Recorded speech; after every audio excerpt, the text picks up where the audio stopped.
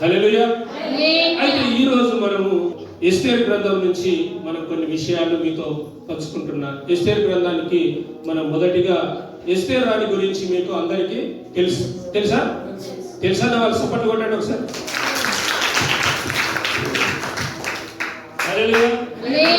అయితే ఈ రోజు మీకు కొన్ని విషయాలు మీకు చెప్తాను. ఆ సమయం 4 గంటలు అవుతుంది. 4 గంటల సమయంలో కొంతమంది అక్కడ పూలు గాజులు అన్ని ఆ సంత అమ్మబడుతుంది. ఆ సంతలో పూలు కొనుక్కోవడానికి వెళ్ళిండ్రు.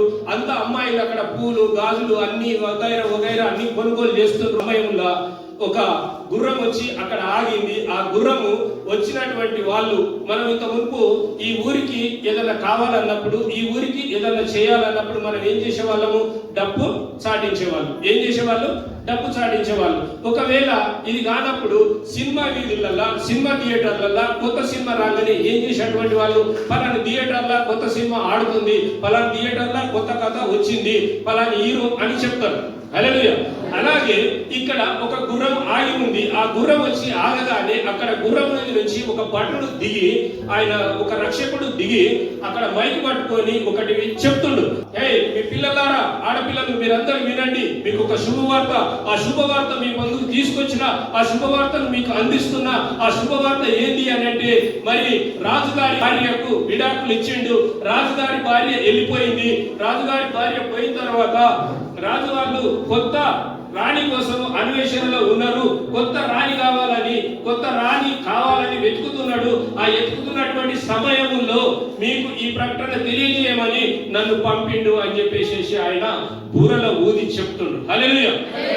ఊదినప్పుడు వెంటనే అక్కడ ఉన్నటువంటి వాళ్ళందరూ కూడా, అమ్మాయిలందరూ కూడా గుసగుసాని మాట్లాడుకోవడం సాగిరు. ఏంది అసలు ఇదంతా ఏంది? ఇదేంది? మనకేం శుభవార్త ఇది? రాజుగారి భార్య విడాకులు ఇస్తే మనకేం శుభవార్త, మనకేం పరిస్థితి ఇది అని అనుకొని నవ్వుకుంటూ కొంచెం దూరం పోయిన తర్వాత వాళ్ళు ఆలోచనలు చేస్తున్నట్ట. అన్వేషణ మొదలు పెట్టిండు. ఏమని? ఒకవేళ రాజుగారికి ఏమన్నా బుద్ధి ఉన్నదా, రాజుగారికి ఏమన్నా జ్ఞానం ఉందా, రాణికి విడాకులు ఇస్తాడా, అట్లా ఇయ్యొచ్చునా అని చెప్పేసి మరి కొంత దూరం చెప్పి వెళ్ళిపోయిన తర్వాత వీళ్ళు మాట్లాడుకోవడం జరిగింది. ఆ మాట్లాడుకున్న సమయంలో ఆయన అన్నాడంట, మళ్ళీ తిరిగి వచ్చి మళ్ళా బుర్రగుది, మీకు ఇంకొక వార్త, ఇంకోటి ఏంటంటే రాజుగారి మాట కూడా మమ్మల్ని చెప్పమన్నాడు. ఒకవేళ మీ భార్యలు, మీ భర్తలు, మీ భార్యలు మీకు లోబడి ఉండకపోతే వాళ్ళకు మీరు వెంటనే విడాకులు ఇచ్చేయండి. ఎందుకనంటే స్త్రీ భర్తకు లోబడి ఉండాలి, స్త్రీ భర్తను లోబడి ఉండి పని చేసుకోవాలి, వాళ్ళ సంసారాలను చూసుకోవాలి, భర్త గౌరవించాలి, భర్తకు విలువీయాలని చెప్పేసి ఇంకో వార్త చెప్పి వెళ్ళిపోయింది. హల్లెలూయా. వెళ్ళిపోయిన వెంటనే అమ్మాయిలంతా నవ్వుకుంటూ కిలకిల నవ్వుకుంటూ ఆ ప్రాంతానికి వెళ్ళారంట. వెళ్తున్నటువంటి సమయంలో ఒక పూరి గుడిసెల నుంచి ఒక అమ్మాయి వెళ్ళింది. అమ్మాయి వెళ్ళి, ఏంది ఇదంతా, ఏంది ఇక్కడ ఏమంతా గుసగుస అనుకుంటున్నారు, ఏం జరుగుతుంది ఇదంతా ఏంది పరిస్థితి అని అడిగినప్పుడు వాళ్ళు చెప్పినట్ట, నువ్వు అందంగా ఉన్నావు, నువ్వు అప్లికేషన్ పెట్టుకో, రాజుగారికి కొత్త భార్య కావాలంట. రాజుగారికి కొత్త భార్య కావాలంటే నీకు అందం ఉంది, నీకు అన్ని ఉన్నాయి, నువ్వు ఒక్కసారి అప్లికేషన్ పెట్టుకుంటే ఏమైతుంది? ఏం పెట్టుకుంటే ఏముంది, నా కాడ పెట్టుకోవడానికి పైసలు ఉంటాయి కదా అన్నదాన్ని అని వెంటనే ఆయన చదువుకున్నటువంటి పినతండ్రి వచ్చి, అమ్మా అదసా ఏంది అని అడిగిందంట. వెంటనే అడిగేసరికి, అదసా లేదు నాన్న, ఇగో ఇట్లా సంగతి అంట, రాజుగారికి కొత్త భార్య కావాలంట, రాజుగారికి కొత్త భార్య కోసం అందరూ అప్లికేషన్లు పెట్టుకుంటారు కాబట్టి అంటే నా దగ్గర పెట్టుకోవడానికి కనీసం అప్లికేషన్ పైసలు లేవు కదా, మరి నేను ఏం చేయాలని చెప్పేసి ఆమె అన్నప్పుడు, నేను ఇస్తాను పెట్టుకోమా అన్నాడు. ఆ తర్వాత మరి ఫోటో దిగడానికి ఫోటో కూడా డబ్బులు లేవు కదా డాడీ, అది కూడా నేను ఇస్తా పెట్టుకోమా అన్నాడంట. అయితే వెంటనే ఆమె ఆ ఫోటో కోసం అప్లికేషన్ కోసం డబ్బులు ఇచ్చిన వెంటనే రాసి అక్కడ రాసి ఇచ్చడానికి పోయిన తర్వాత ఆ రాస్తున్నటువంటి సమయంలో అప్లికేషన్ ఆయన మొదకాయ చూసి, హల్లెలూయా, మొదకాయ చూసి అన్నాడంట, అమ్మా నీ పేరేం పేరు అని అడిగితే ఇక్కడ నీకు ఒక సమస్య ఏర్పడుతుందమ్మా. అదసా అంటే అది యూదుల పేరమ్మా. ఒకవేళ నీ అప్లికేషన్ రాజుగారు రిజెక్ట్ చేస్తే, నీ అప్లికేషన్ తీసి పక్కకేస్తే అప్పుడు ప్రాబ్లం అవుతుంది. కాబట్టి మరి ఏమని రాయాలి, మరి ఏమని చేయాలి నేనంటే, ఏముందమ్మా, ఇక్కడ పార్సికుల రాజులు, ఇక్కడ పార్సికులు వాళ్ళు కాబట్టి వాళ్ళకు ఒక ఆలోచన ఉంటదమ్మా. ఏం ఆలోచన అంటే, అది వాళ్ళకు ఇస్తారి అనే ఒక దేవత ఉంటది. ఇస్తారి అనేటువంటి దేవత ఉంటుంది. కాబట్టి ఆ ఇస్తారి అనేటువంటి దేవత పేరు మీద పేరైతే బాగుంది కదమ్మా. కాబట్టి ఇస్తారి అని అంటే ఏం చేస్తావు నువ్వు? ఎస్తేర్ అని రాయి. ఎవరు రాయలు? ఎస్తేర్ అని రాసుకోమ్మా. ఎందుకనంటే ఒకవేళ వాళ్ళకి ఇష్టమైన దేవుని పదం కదా అది. కాబట్టి ఎస్తేర్ అని రాసేసేసి అప్లికేషన్ అక్కడ ఇచ్చింది. ఇచ్చినాక అక్కడ ఎస్తేరు అని అంటే స్టార్, ఎస్తేరు అని అంటే స్టార్.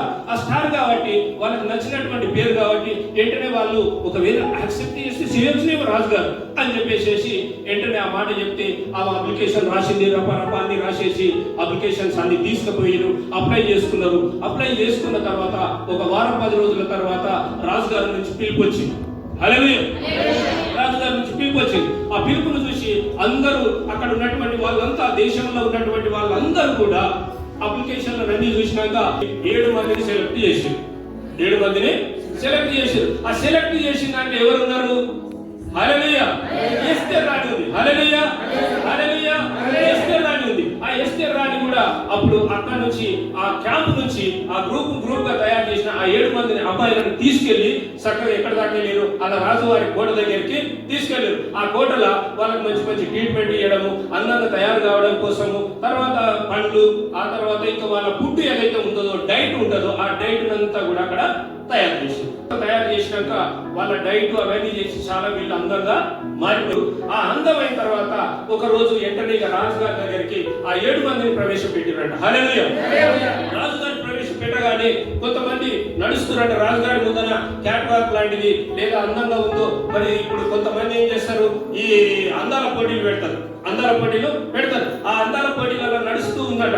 నడుస్తూ ఉంటే కొంతమంది ఎన్నికి వచ్చేస్తారు. ఏమైంది ఎన్నికి వచ్చినామని చెప్పేసి అమ్మాయిలు అడిగేసరికి ఆ రాజుగారికి నేను ఇష్టం లేదంట. రాజుగారికి నేను ఇష్టం లేదు. అట్లా అందరు వెళ్ళిపోయిన తర్వాత లాస్ట్ వికెట్ ఉంది. ఆ వికెట్ ఎవరు? ఎస్తేర్ రాణి. ఆ ఎస్తేర్ రాణి పోయింది. పోతూ నడుచుకుంటూ పోతుందట. నడుచుకుంటూ పోతున్నటువంటి సమయంలో ఒకవేళ నేను కాలు జారి పడితే రాజుగారు నన్ను ఇష్టపడతాడో లేదో అని బాధపడుతూ ఆమె క్యాట్ వాక్ చేయడం మొదలుపెట్టిందంట. క్యాట్ వాక్ చేయడం మొదలుపెట్టిన వెంటనే ఆ రాజుగారు ఆ ఎస్తేర్ రాణిని చూసి, ఓ నువ్వు నాకు నచ్చావు, ఇక నువ్వు నాకు రాణివి కాబట్టి అని వెంటనే ఆయన ఇష్టపడి ఆ అమ్మాయిని సెలెక్ట్ చేసుకొని ఆ ఎస్తేర్ రాణిని ఆ రాజుగారికి ఏమైపోయింది? హల్లెలూయా, హల్లెలూయా. వెంటనే ఆ అమ్మాయిని ఇష్టపడ్డాడు. ఆ నడుస్తున్నటువంటి అమ్మాయిని ఇష్టపడి ఆమెకి ఏం చేశాడు? నువ్వే నా రాణివి, నీకు నేను. అప్పుడు వెంటనే అక్కడి నుంచి ఏం జరిగిపోయింది? మళ్ళీ మెల్లగా ఒక హీరో పక్కల విలన్ ఎంటర్ అయ్యాడు. హల్లెలూయా. విలన్ ఎంటర్ అయ్యాడు. ఆ విలన్ ఎవరు? అమాన్. మెల్లగా అక్కడి నుంచి వేసేసి చక్కగా లోపలికి వచ్చేసాడు. ఆ సమయంలో రాజుగారు ఏదో ఆలోచిస్తూ ఒక ఆలోచనకు వచ్చినప్పుడు, అయ్యా నువ్వే మంత్రివి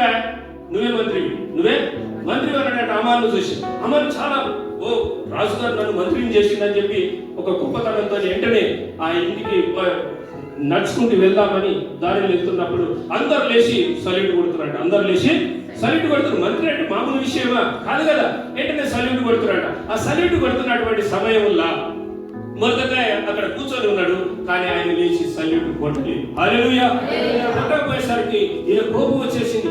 ఎవడా వీడు? అసలు ఏంది? నన్ను చూస్తే నేను మంత్రిని ఏంది? నేను ప్రధానమంత్రిని చేసిన రాజుగారు నన్ను విడిచిపెట్టి సలం కొట్టలేడు. నేను గోత్రం ఏంది? నేను కులం ఏంది? వీడు ఎవడు అసలు అని అంటే, అయ్యా ఈయన యూదుడు, ఈయన పేరు మొర్దెకై.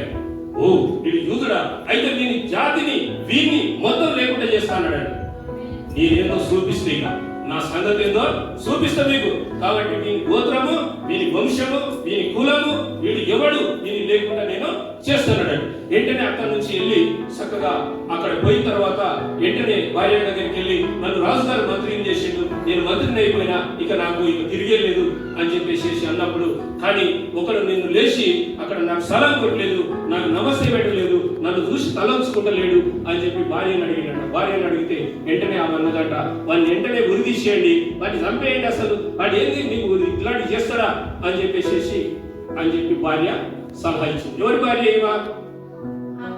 అమాను భార్య సలహా ఇవ్వగానే వెంటనే అక్కడ కూర్చొని ఉండగా మళ్ళీ రాజుగారికి ఏదో అనిపించి ఆ పాత పేపర్లు తీసుకురన్నాడు. ఆ పాత పేపర్లు తీసుకొని వచ్చేసేసి ఆ పేపర్లన్నీ చదువుకుంటూ ఉన్నప్పుడు చదవనగానే ఆయన చదువుతున్నట, సార్ మీకు ఒక విషయం చెప్పాలి, మీకు 5 ఏళ్ల క్రితము మిమ్మల్ని ఎవరో సంపాలను చూసిండ్రు, ఆ సంపాలను చూసినప్పుడు మొర్దెకాయ ఆయన ఒక ఆయన ఉన్నాడు, ఆయన మీకు చెప్తే ఆ విషయంలో కొంచెం మీకు మేలు జరిగింది, అప్పుడు సంపకుండా ఆగిపోయింది, వాళ్ళని ఉరిదీసిరు, ఇది బాగుంది. మరి మనకు న్యాయం చేసిన వాళ్ళకు, మనకు మంచి చేసిన వాళ్ళకు మనం ఏమన్నా చేయాలి కదా, చేసిరా మరి ఏమన్నా మీరు? చేయలేదు సార్, మరి ఏం చేయాలి అని అంటుండగానే అమాన్ లోపలికి వచ్చినట్టు. హల్లెలూయా. అమాన్ లోపలికి వచ్చినట్ట. లోపలికి రాగానే అమాన్ అన్నట, అమాన్ వచ్చి ఎవరు అక్కడ అది అనగానే, సార్ మన ప్రధానమంత్రి గారు వచ్చి, రాబా బిడ్రా ఏం చేస్తున్నాను, ఏంటి పరిస్థితి అయ్యా, నాకు ఒకవేళ సాయం చేసినటువంటి వాళ్ళకు, మనలో మేలు కోరిన వాళ్ళకు, మనలో మంచిగా చూసుకున్న వాళ్ళకు మనం ఏం చేయాలి అంటే, అప్పుడు అనుకున్నాడు అమాన్, ఇదంతా నాకేమున్నట్టుందని, సార్ వెంటనే మీరు ఎక్కే గుర్రాన్ని ఆయన ఎక్కాలి, మీరు వేసుకున్న డ్రెస్ ఆయన వేసుకోవాలి, మీరు పెట్టుకున్న ఉంగరం మీరు పెట్టుకోవాలి, అట్లా ఊరేగించాలి సార్ అన్నాడు. ఎల్లి మొర్దెకాయ చెప్పు అన్నాడు. హల్లెలూయా, హల్లెలూయా, హల్లెలూయా. మొర్దెకాయ వెంటనే మొర్దెకాయ మొత్తం ఊరంతా చెప్పి, ఇదేం కృష్ణరావు బాబు ఇట్లా చేసిండు, నేను తిరుగుతా అనుకున్న గుర్రం మీద మొర్దెకాయ తిప్పడం ఏంది అని చెప్పి ఊరంతా తిరిగిన తర్వాత మళ్ళీ ఇంటికి వెళ్ళినట్ట.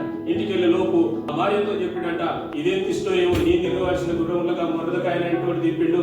అన్నదంట, అరే ఏందండి ఊరుకుంటారు, వాడిని 7 ముక్కలుగా నరికి పడేసేది మీరు, ఆ మొర్దెకాయ అంటే ఉరి తీయండి, ఓ స్తంభం కట్టండి, ఒక పెద్ద ఉరికోయ కట్టండి, ఆ ఉరికోయ మీద మొర్దెకాయని ఉరి తీయండి అని చెప్పేసి అని ఆయన లోపలికి వెళ్ళిపోయేసరికి ఆయన చక్కగా అడికొస్తున్నప్పుడు ఈ విషయాన్ని ఆయన ఏం చేసిండు, ఉరి తీయాలన్నది, యూదులను నాశనం చేయాలన్నది ఆల్రెడీ ఏం చేసిండు, ఈయన చేతికి ఉంగరం ఇచ్చిండు. ఎవరికి? రాజముద్ర ఇచ్చిండు అమాను.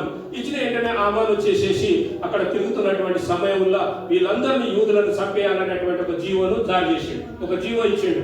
ఆ జీవో ఇచ్చిన తర్వాత యూదులను మొత్తం దేశంలో ఉన్నటువంటి ఇన్ని సంవత్సరాలలో ఉన్నటువంటి యూదులందరినీ కూడా ఖతం చేయండి అని చెప్పేసి చెప్పిన వెంటనే ఆ యూదులందరూ కూడా భయభ్రాంతులకు గురై అప్పుడు మొర్దెకాయ ఆ అటలని ఊడదీసేసుకొని పట్టగట్టుకొని ఆ రాజగుమ్మం దగ్గర ఆ ఎస్తేర్ రాని ఉన్నటువంటి పక్క పొంటి ఆయన బాధపడుతూ ఏడుస్తూ ఆయన యూదుల కోసం వెంటనే మరి ఆ విషయాన్ని బాధపడుతున్నప్పుడు రాణికి తెలియజేయండి అని చెప్పేస్తే, మీ బాబు మీ తండ్రి మీ మొర్దెకాయ ఆయన బట్టలన్నీ ఊడదీకి ఉన్నాడు, ఆయన బట్టలు లేవు, అసలు ఆయన వికారంగా ఉన్నాడు, మరి బట్టలు ఇవన్నీ తీసుకుపోయి నేను ఇస్తానని ఆయన బట్టలు కట్టుకోవడం లేదు, మరి ఏం చేస్తుండు, ఆయన అన్నం కూడా తింటలేడు, మరి ఏం చేస్తుడు, మీరు తీసుకొచ్చి బిర్యానీ పెట్టండి తింటలేము, బిర్యానీ కూడా తింటలేడు, మరి ఏం జరిగింది? నీకు ఒక విషయం చెప్పమన్నాడు. ఏమని చెప్పమన్నాడు? వెంటనే మా బిడ్డకు తెలియజేయండి, యూదులందరినీ కూడా చంపేయడానికి అమాన్ అనేటువంటి వాడు ఒక విలన్ తయారైండు, మరి ఆ విషయాన్ని నువ్వు గుర్తుపట్టి మరి తెలియజేస్తే మంచిదని. ఆ తర్వాత ఏమన్నాడు, ఇంకొక మాట కూడా చెప్పమన్నాడు నీకోసం, ఒకవేళ నువ్వు రాజకోటలో ఉన్నట్లయితే నేను బతుకుతావేమో అనుకుంటే నువ్వు కూడా చనిపోయేటువంటి పరిస్థితి ఉంటది, ఇది కూడా చెప్పమన్నాడు. ఎందుకంటే యూదురాలు కాబట్టి ఈ విషయం నీకు రాజుకే తెలిస్తే నువ్వు కూడా చనిపోతావు. మరి ఇంకో విషయం చెప్పమన్నాడు, ఒకవేళ నువ్వు రక్షించకపోయినా, నువ్వు రక్షించలేవు అని అనుకుంటే ఇంకోరితోనైనా దేవుడు మమ్మల్ని రక్షించవచ్చునేమో కానీ నిన్ను జాగ్రత్తగా ఉండమన్నాడు అన్నాడు. హల్లెలూయా.